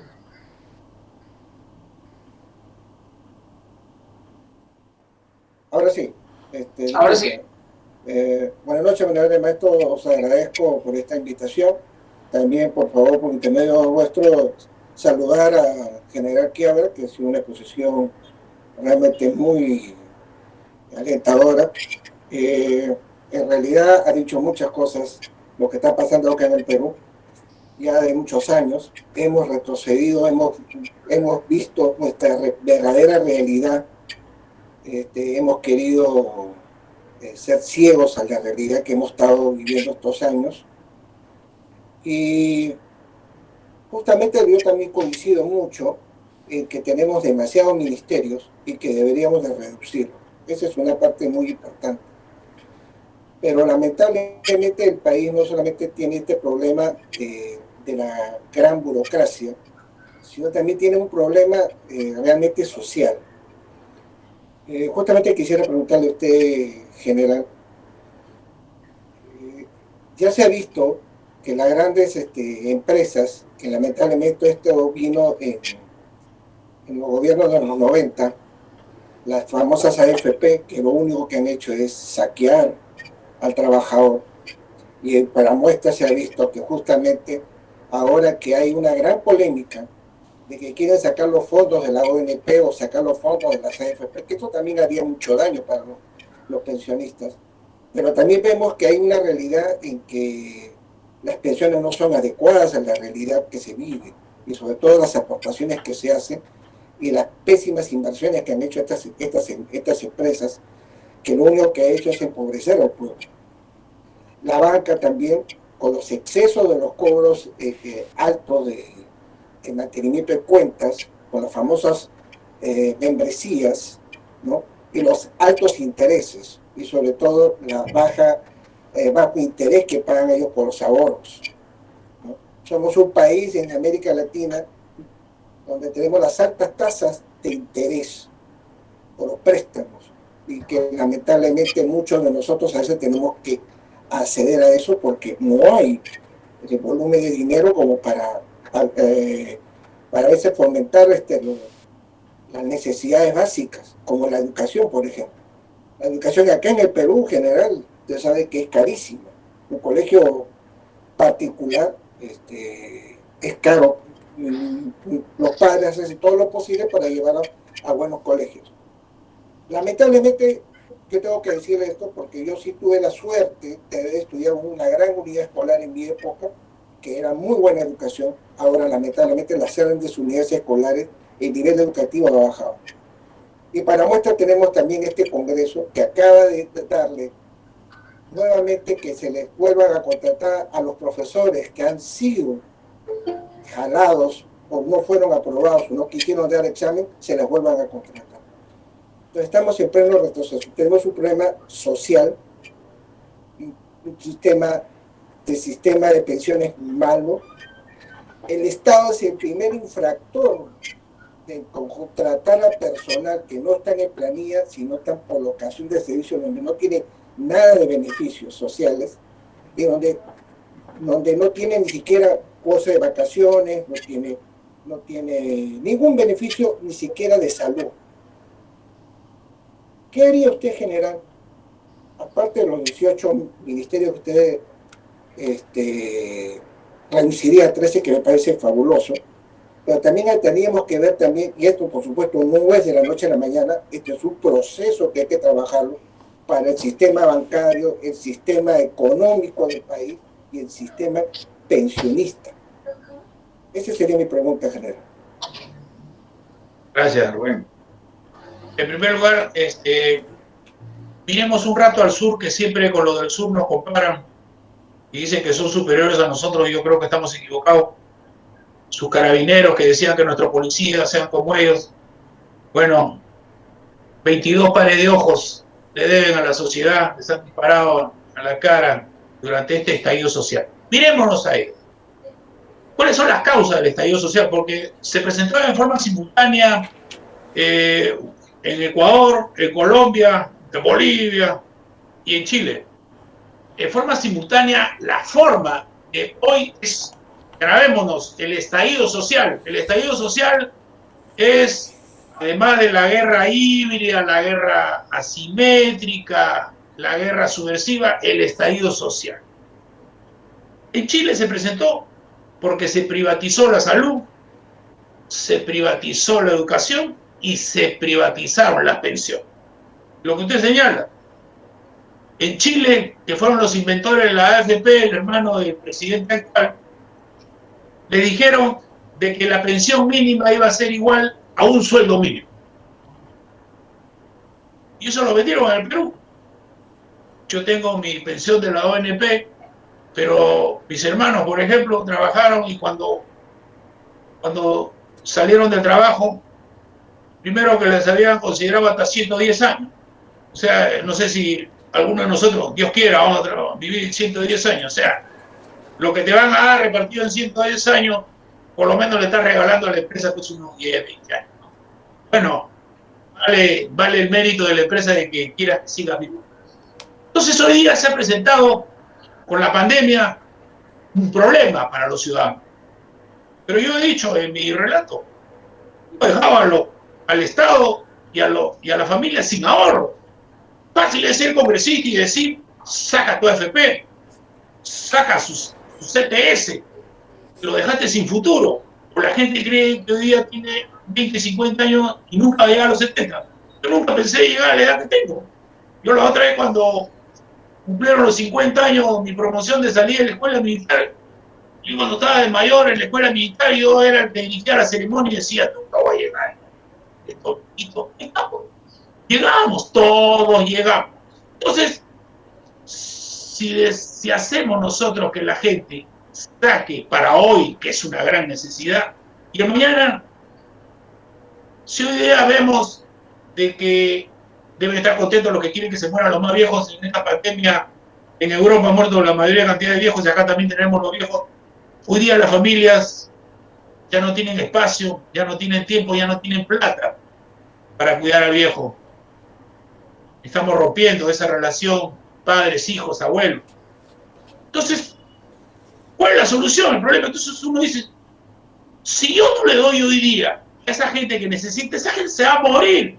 ¿Qué hace esa gente con su ahorro, con su pensión, si hoy día la necesita? Yo creo que hay otra forma. Son los bonos. Le da los bonos el Estado, le da los bonos, porque el Estado es el que te dijo, no salgas a trabajar. Entonces, si tú me dices que yo no salga a trabajar, tú me tienes que decir, correcto, no salgo a trabajar un mes, me das un bono por un mes, 2 meses me das otro bono, como están haciendo en otros países. Yo digo de que te voy a controlar la salud, pero también te digo de que no te preocupes, yo te voy a llevar una canasta de víveres, yo te voy a dar una pensión para que pagues lo necesario, un bono. Aquí se desaprovechó el toque de queda, la presencia de los soldados, los alcaldes no tuvieron la suficiente iniciativa para ir casa por casa a entregarle sus víveres a la gente, de tal manera que la gente se quedaba tranquila porque sabía que le iba a llegar sus víveres y nadie tenía que salir a trabajar por hambre. Entonces aquí nos hemos dado cuenta de la gran injusticia. La gran injusticia es que con 20 años recién tienes acceso a una pensión. O sea que el que pagó 19 no tiene acceso. Esa es una injusticia. Pero eso no se soluciona diciendo saca toda tu plata. Eso se soluciona con una reforma rápida. ¿Por qué nos demoramos tanto?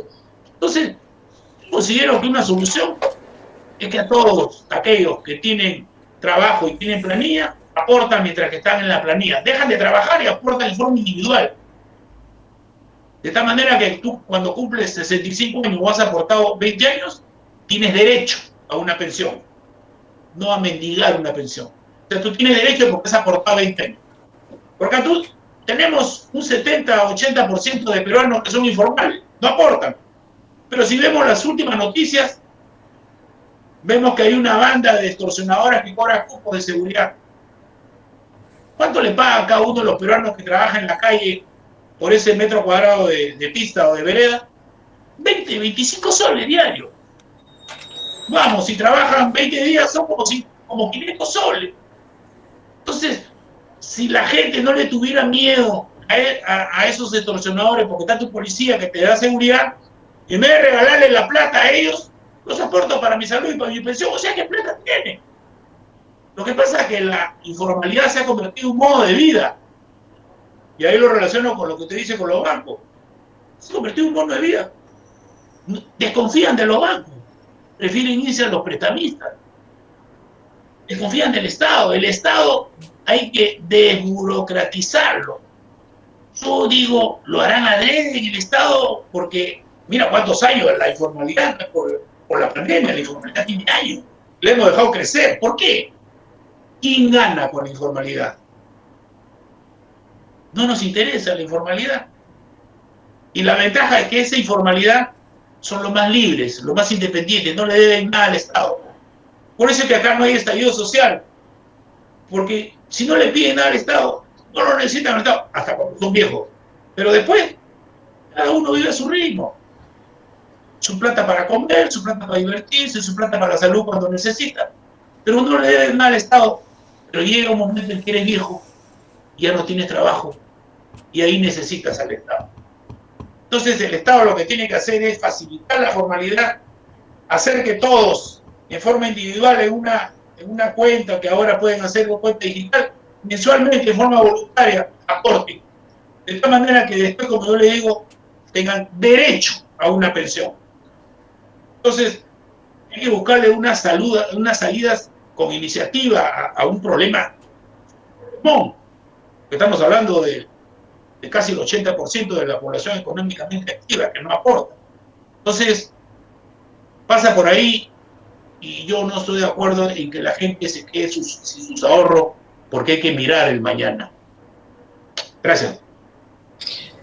Hemos hablado, hemos mencionado 4 cosas. Mi hija Valeria estudia también gobierno de relaciones internacionales.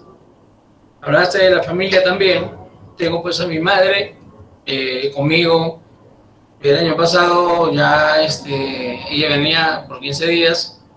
Tengo pues, gracias al gran arquitecto del universo, de tenerla conmigo todo este tiempo. Y espero que no se vaya. Pero sin embargo, voy a hacer una crítica a la Cancillería. Esta Cancillería de ahora es un circo, así como el Congreso de la República.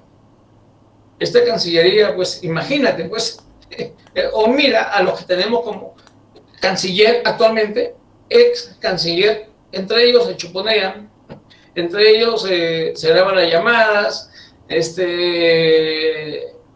se denigra cuando la Cancillería ha sido un ejemplo, pero mayor ejemplo es nuestro glorioso ejército peruano, que va a tener un apoyo con la siguiente pregunta de Pepe Bormesio Palomino, que se encuentra en Guatemala y va a hacer un anuncio oficial en este momento.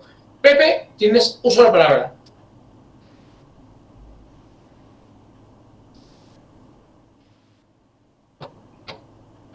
Perdón, estaba sin audio.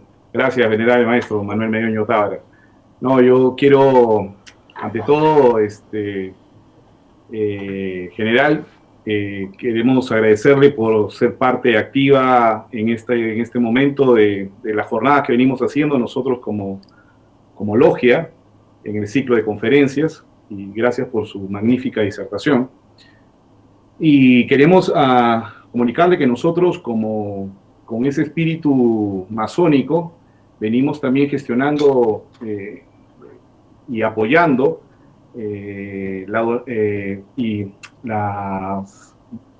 para poder tener por medio de nuestra fundación, que es Colombia para Todos, y extrapolarlo a Perú, la donación de 200.000 dosis de la vacuna contra el COVID.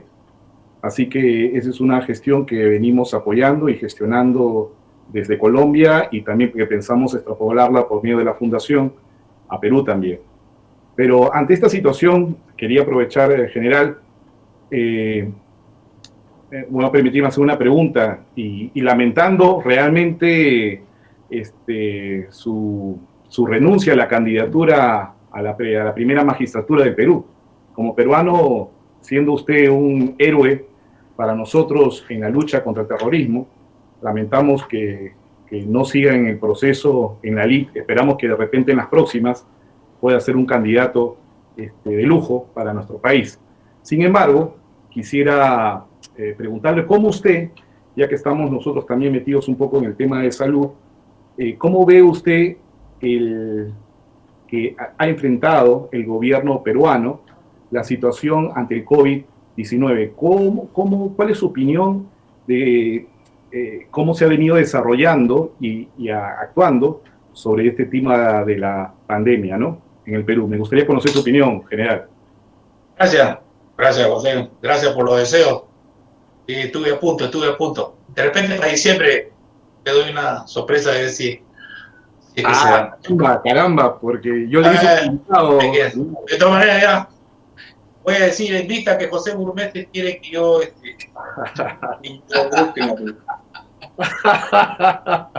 Muy bien. Tú vas a hacer, ya hay un culpable, anótalo, gran maestro, anótalo. Okay. Ya, estás anotado. Anótalo, pero es un chocolate. El ceviche en el Yauca, ¿no?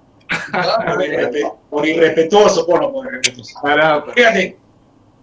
Fíjense, en la mayoría de los países del mundo, por no decir todos, se hablaba de una guerra contra el COVID.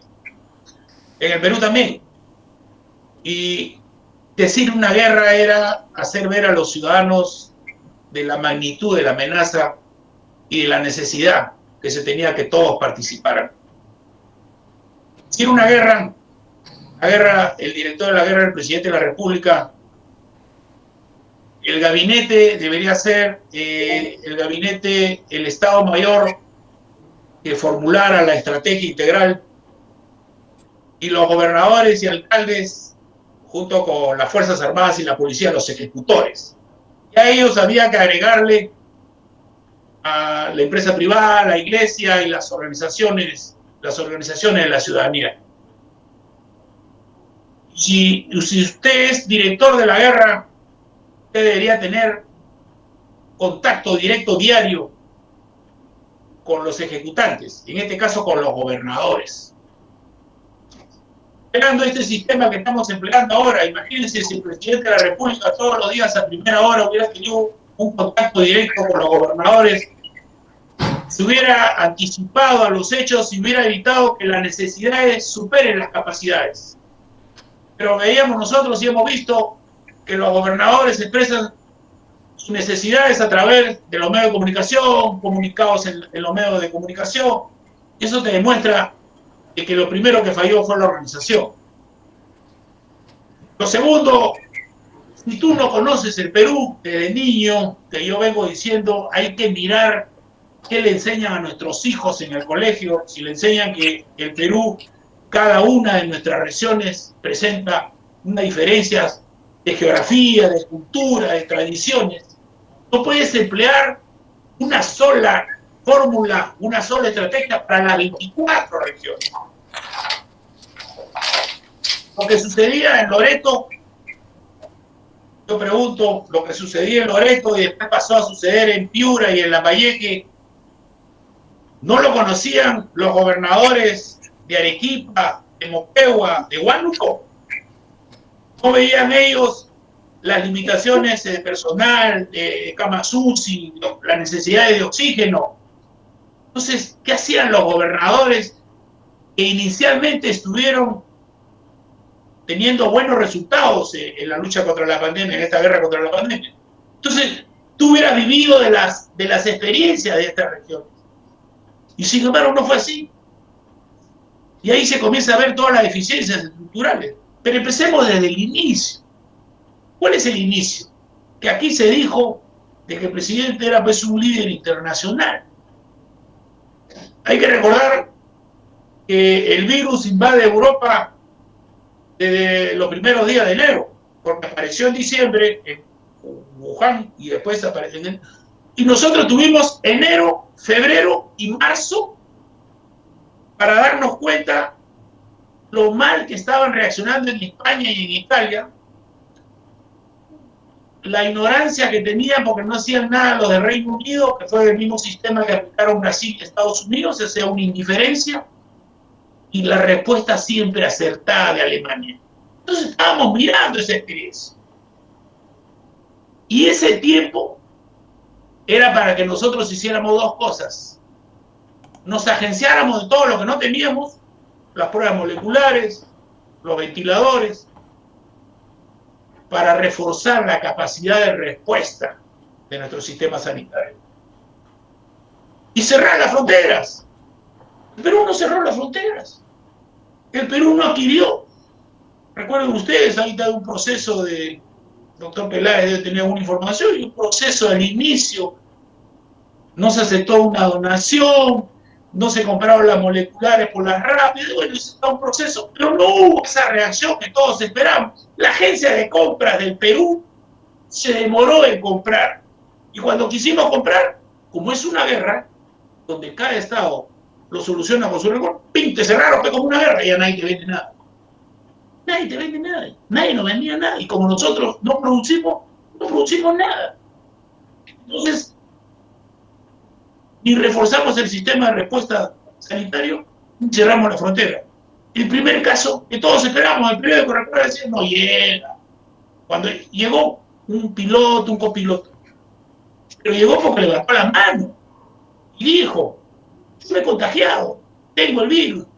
Pero no era porque lo detectamos en el aeropuerto cuando llegaba la gente y había ya está ese el medidor de temperatura y otra cosa. No. Fue tarde. Recuerden ustedes que se inició en San Isidro, Miraflores, Surco, porque la gente venía de sus vacaciones de verano, de Estados Unidos, de Europa, y decía, tenemos cerrado. Y después se comenzó a abrir a los distritos populares y después de todo el Perú. ¿Dónde está el éxito? Recuerden que comenzaron a hablar de la meseta, del martillo, la danza y no sé qué tantas mentiras y ya que estamos de bajada. ¿Quién de nosotros pensaba que hoy, octubre, estaríamos en esta situación de crisis o en una situación de salida? Nadie. Todo el mundo pensaba 7 de junio, 28 de julio, el día del padre, el día de la madre. Y sí vamos a estar en Navidad, Año Nuevo, porque ahora viene lo otro. Ahora viene la guerra por la vacuna. La guerra por la vacuna. Y la guerra por la vacuna, que ya otros países nos han adelantado meses, no solamente poner la plata para que tengan, sino el soporte logístico. Porque hay vacunas que necesitan un sistema de refrigeración especial. Le han dicho que van a comprar la vacuna china que no necesita un sistema de... Es responsabilidad. Después comienza la gente que dice que no hay que vacunarse. Entonces, ¿quién se iba a imaginar que nosotros íbamos a tener no solamente una crisis sanitaria, sino también económica? ¿Por qué? Porque desde el principio no hubo esa estrategia integral, pues, donde usted tenía que equilibrar la libertad con la salud para la cuarentena y después equilibrar la salud con la economía. ¿Por qué cerramos el aparato económico? ¿Por qué cerramos minería, pesca? La agricultura siguió funcionando.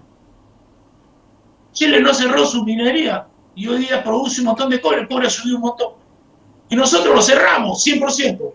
Vamos a darle responsabilidad a las empresas que son las que explotan los minerales y le dicen, protocolo, hagamos todo. Hemos apagado el aparato económico y las actividades económicas. Por eso que tenemos 7 millones de empleos que hemos perdido, aunque no es una situación solo de Perú. Ustedes miran Argentina, ya están en su rebrote, miran Europa, están en el rebrote. Pero nosotros lo manejamos mal. Lo manejamos mal. La ministra de Economía puede ser una profesional de primer nivel. Pero cuando yo conversaba con un viejo piloto me decía, Roberto, si estamos en guerra y tenemos que hacer una incursión en territorio enemigo, ¿tú a quién designas? ¿A un piloto recién graduado, excelente, pero no tiene 1 hora de vuelo? ¿O a un piloto que tiene 20.000 horas de vuelo? Pues yo cada vez que veía a la ministra en las conferencias de prensa del presidente con su lapicero y su libretita, yo me ponía pálido. Como si tú estás en la guerra, no pues a un teniente, un capitán para que dirija las operaciones. Entonces, ¿sabes qué? Entonces, no es porque la ministra, pues, ahora la ministra está tan suavemente, ¿no? El PBI nosotros es el peor de todo el mundo, menos 12%, pero la ministra no tiene la culpa. ¿Quién tiene la culpa? Ahora, la ideología, bueno, eso habrá que verse. Pero yo considero, José, de que tiene que haber un parte de guerra. El próximo Congreso, no es que forme una comisión de la verdad, no, un parte de guerra. Un parte de guerra. Para ver en lo sanitario, en lo económico, en todo, cuál fue el comportamiento de las autoridades, la respuesta de los sistemas. Porque esto no se puede quedar así. Ya no hicimos la transición en el 2000, no hicimos la transición en el 2000. Mira tú, Movadef está feliz, tratando a los jóvenes, ya están en las universidades, los profesores hubo que hacer una ley para que los profesores condenados por terrorismo no trabajaran en los colegios y los violadores tampoco. Entonces ahí es que te decía, hay que dar esta oportunidad. Yo también estoy de acuerdo que le den una oportunidad a esos sensibles. ¿Por qué no los contratan para que le den clases particulares a sus hijos, a sus nietos? Sí, no, en mi casa no. Entonces, hay que hacer un parte de guerra, y en ese parte de guerra tiene que, porque si a las Fuerzas Armadas la denunciaron por violación sistemática y generalizada de derechos humanos que nunca hubo, porque fueron hechos aislados, si queremos hablar de muertos en forma sistemática y generalizada, Perú No hay departamento que no tenga pues una gran cantidad de muertos por negligencia, por incompetencia, por complicidad y por corrupción. Mira, pues, ¿qué te diría, José? Gracias, general. Yo intervengo en 5 aspectos que el general Roberto Quiabra ha mencionado y agrego, pues, que es un valor agregado, y yo me voy a comunicar con los congresistas republicanos y demócratas en Estados Unidos. Bueno, siempre lo hacemos, además, sin ninguna falsa modestia. Lo siguiente: no negociar con terroristas. No puedo hablar más del tema acá porque estoy en un país que es mi segunda patria, pero tengo una familia a la cual debo proteger. 1. Segundo punto: las Fuerzas Armadas, a mi parecer, deben tomar el control de una corrupción que jamás se ha visto en los últimos 25 años. Por favor, Roberto, por favor, tienes que intervenir. Es un tema en el cual hay que tener testosterona, hay que tener vulgarmente 200,000 de testosterona. O ustedes opinan lo contrario, respetarles hermanos que me están escuchando. Tercero, al unísono, mi logia Víctor Raúl Haya de la Torre, la cual lidero, y usted me responderá, respetable hermano secretario, ¿estás escuchando? Aquí estamos, presente, mi querido. Vamos a apoyar la candidatura en cualquier instancia de Roberto Quiabra, al unísono. Ahí estaremos apoyando al señor. Somos candidatos, tenemos 4 candidatos en la logia Víctor Raúl Haya de la Torre. Roberto es una buena opción, el general Quiabra es una buena opción. Mira, Roberto, hemos escuchado con atención, hemos escuchado vuestros comentarios, hemos invitado a 4 personajes: José Luis Pérez Sánchez Cerro, José Antonio Esperá de Verdales, un gran amigo personal, los 2 anteriores, Horacio Serpa Uribe, candidato a la presidencia, Roque Benavides, estás tú como quinto conferencista, todos los hermanos de mi logia Víctor Raúl Haya de la Torre y la gran logia occidental de Perú, que no se te olvide, ahí estamos. Y pues en nuestra logia pues están generales, comandantes generales, almirantes, contraalmirantes, que tú conoces. Aquí veo en el estado que hay 167 grupos, 169 grupos, dice acá, ¿no? 169 grupos que están unidos. Entonces, eso es lo que nosotros tenemos que hacer y que quede en el decreto que firmo en este instante. Pepe, por favor, estás en Guatemala a una hora de diferencia. Sí. Apoyo total e irrestricto a las verdaderas causas nobles y sociales que un peruano ilustre lo va a decir. No voy a terminar esta ceremonia, esta conferencia, sin que leas el decreto, y te pido que lo digas al unísono en este momento, por favor. Ok, voy a dar lectura al decreto que hacen referencia. A la gloria del gran arquitecto del universo, año por una masonería única y verdadera. Decreto 019-10-17-2020. Con la gran maestría de la Gran Logia Occidental de Perú, en la fecha se ha expedido el decreto, cuyo tenor literal es el siguiente: Ramón Tank Núñez, gran maestro, considerando la Gran Logia Occidental de Perú es un grupo humano donde sus miembros exploran las posibilidades de ser mejores espiritualmente para beneficio personal como ciudadanos útiles del mundo. Siendo una escuela de honor y virtud, la masonería procura inculcar en sus adeptos una educación basada esencialmente en la superación espiritual y en las constantes prácticas de las virtudes morales y sociales. Asimismo, estimula el estudio de la moral universal, de las ciencias y de las artes liberales. Por ello, sus miembros son amantes de la paz, respetan las leyes del país, de su residencia, desarrollan en el corazón humano los sentimientos de fraternidad entre ellos y todos los seres, repudian toda forma de explotación del ser humano, practican la tolerancia religiosa, los deberes de la familia, tienden a extinguir los odios de raza, los antagonismos de nacionalidad, de opiniones, de creencias y de intereses, y ejercen la beneficencia sin ostentación, tan solo como un deber hacia sus semejantes. La masonería busca y persigue constantemente el conocimiento de la verdad. Sostiene a la fraternidad como la norma suprema que regula la conducta de todo ser humano. Que como todo grupo, la respuesta de sus miembros son diferentes, pudiéndose apreciar que en algunos casos algunos de sus integrantes destacan de manera principal y real, entregando a las instituciones a las que pertenecen sus frutos que conllevan al cumplimiento de sus fines institucionales.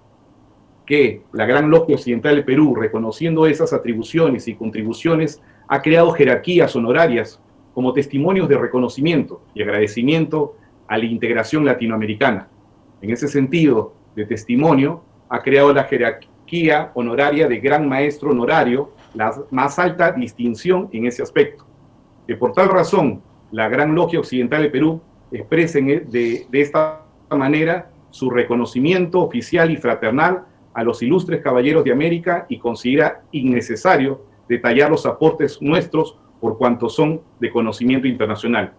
Estando a sus facultades, decreta, artículo único, conferir al ilustre peruano, general de división, Ejército Peruano, Roberto Quiabra León, el título de miembro prominente de la más alta distinción por la excelencia y creativa vida democrática, el título de americano, esclarecido y preeminente de América.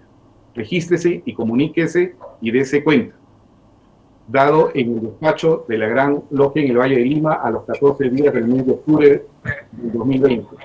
Firman Montan Núñez, Gran Maestro, Carlos Sancarranco Hidalgo, Gran Secretario, y Manuel Meoño Tábara, Gran Canciller. Gracias, Carlos Secretario. Quiero saludar al general José William, héroe Operación Chevé de Guanta, a mis compañeros de colegio que intervinieron en el conflicto del CENEPA, promociones que están conmigo en este momento. Por obvias razones no se pueden mencionar los nombres, compañeros de colegio, compañeros de espíritu, compañeros de nuestra alma mater. Sin embargo, Roberto, mi querido Roberto, quiero hacer, antes de culminar, una apreciación que como cadete también debo hacerla, y saludar y felicitar a mi hermano secretario por todas las gestiones que está realizando para las 200.000 vacunas que vamos a obsequiar con la Fundación Colombia Siempre para Todos. Por favor.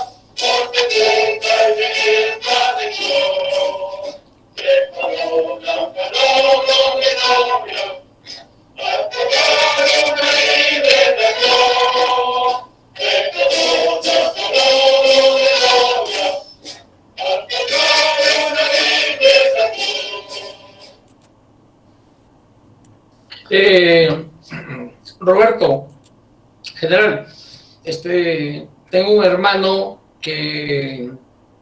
hermano fraterno, leal, que apoyó para que tú estés en este momento como conferencista. Es de la Marina de Guerra del Perú. Lo veo a Alejandro, muy bien, Alejandro Jiménez Morales, miembro de la respetable logia Víctor Raúl Haya de la Torre número 36, Oriente, Bogotá, Colombia. Tienes el uso de la palabra. Muchas gracias, venerable. Distinguido general, saludos a todos los hermanos. Distinguido general, nos conocemos, sé su trayectoria, hemos tenido oportunidad de estar en algún momento trabajando muy cerca, y yo sé los valores y sobre todo las condiciones de líder que el Perú requiere. No necesitamos gente que aspire a la presidencia porque cree que tiene condiciones.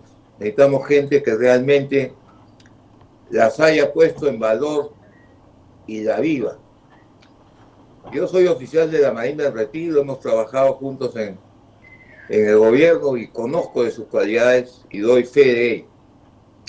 Y ojalá, señor general, contemos con usted siempre cerca para recuperar los valores que el Perú necesita para su desarrollo. Un gran acierto de nuestro venerable Manuel Meoño de haberlo convocado en este gran ciclo de conferencias, porque realmente necesitamos gente como usted. Un fuerte abrazo. Gracias, Alejandro Jiménez, muchas gracias, muy amable.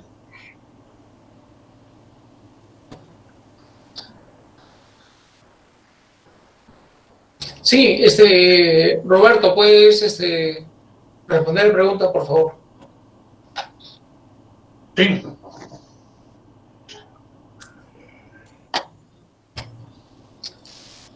Roberto. Sí, te escucho. Listo, Dime. General. Sí. Hemos celebrado con emoción vuestra magnífica conferencia. Estás en deuda con nosotros. En la próxima semana estaremos en contacto. Y te digo la deuda personal, que viene de que nos vamos a encontrar la próxima semana con mi gran secretario Pepe Urbese Palomino, gran maestro de la Gran Logia Occidental de Perú, y juntos, en una ceremonia magnífica, otorgaremos el reconocimiento a quienes luchan por la verdad, a quienes estamos juntos y acompañados por la verdadera democracia, a quienes somos y tenemos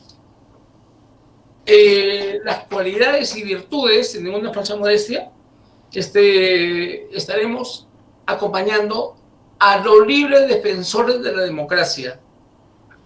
Y al unísono, como nuestro querido hermano José de San Martín, pues le pedimos al gran arquitecto del universo que el 28 de julio se vuelva a repetir que el Perú es libre e independiente por la voluntad general de los pueblos y por la justicia de la causa que Dios defiende.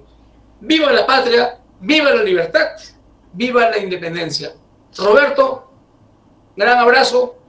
Permíteme despedirme, saludar, por favor. Mi respetuoso saludo a todos los integrantes de la logia Víctor Raúl Haya de la Torre número 36 que han estado reunidos con nosotros. Un saludo a usted, venerable maestro Manuel Nicolás Meoño Tábara, por el gesto y por la distinción que me hace. Y creo que los valores que nos hermanan son los valores que todos tenemos, que aprendemos en nuestro hogar y que aprendimos también en nuestra escuela.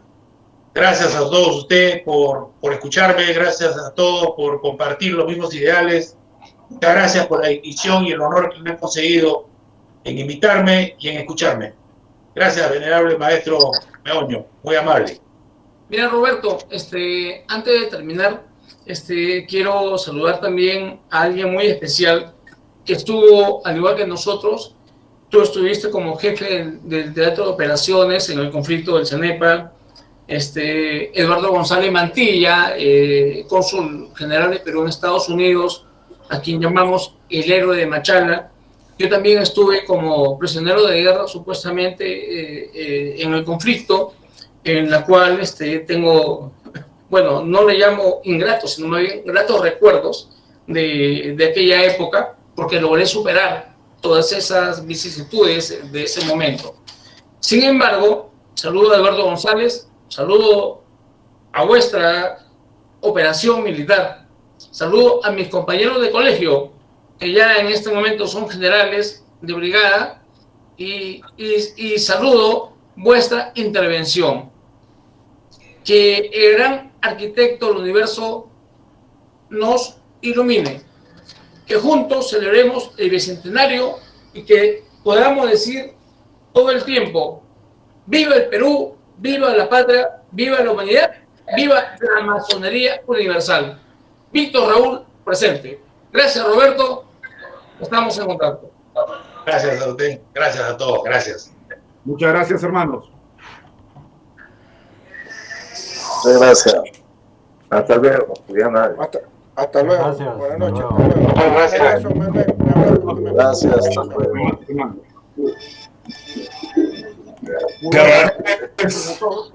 Gracias.